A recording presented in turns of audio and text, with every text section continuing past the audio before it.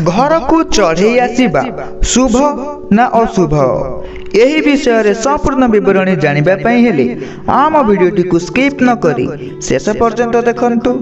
जदि आपण आम चैनल रे नुआ अछंती चैनल को सब्सक्राइब करी ऑल नोटिफिकेशन ऊपर क्लिक करंतु। प्रकृति आमको आमर आग को आसुथिबा समय पाई छोट छोट सूचना देई थाए।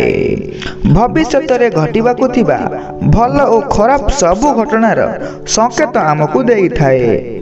जदि सही सबु संकेत को आमे माने बुझी जिबा तेबे जीवन रे किपरि भलरे भलरे आग को बढ़िबा सेति पई आमे भल भाबे योजना करि परिबा।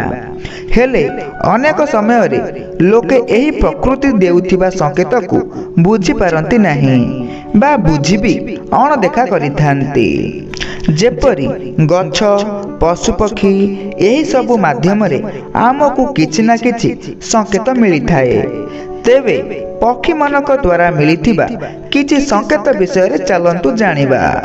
प्रथम रे जदि अनेक काऊ गोटिए स्थान रे जोर जोर करी राबिथंती तेबे एहाकु अशुभ बोली कुहा जाए। सही स्थान रे किछि संकट आसीबार संकेत ताहा होई पारे।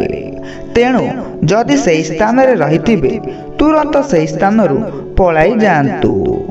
जदि काऊ मांसर टुकुड़ा नेकी जीवार आपण देखिथांती बा पानी भरा पात्र उपरे काऊ को बसिबार देखिथांती एहा शुभ सूचना अटे।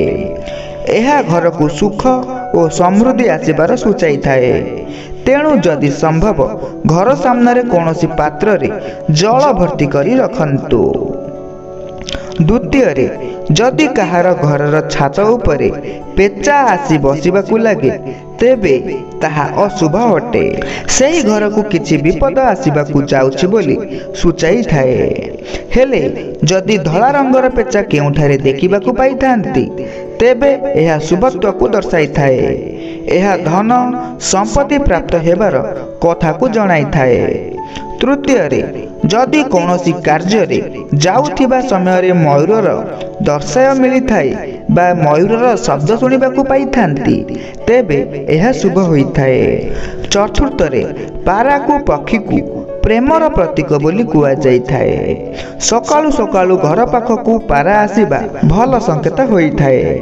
हेले जदि संध्या समय रे पारा घर पाखरे गुमुरु थिबार सुनिबाकु पाइथांती तेबे सही स्थान रे चोरी किबा अन्य कौनसी विपद आसीबार संकेत पारा ठारु मध्ये मिली थाए। जदि एही वीडियोटी आपण मानकु भल लागि थाए वीडियोटी को लाइक शेयर कमेंट करंतु। जदि आपण आम चैनल रे नुआ अछंती चैनल को सब्सक्राइब करी ऑल नोटिफिकेशन ऊपर क्लिक करंतु।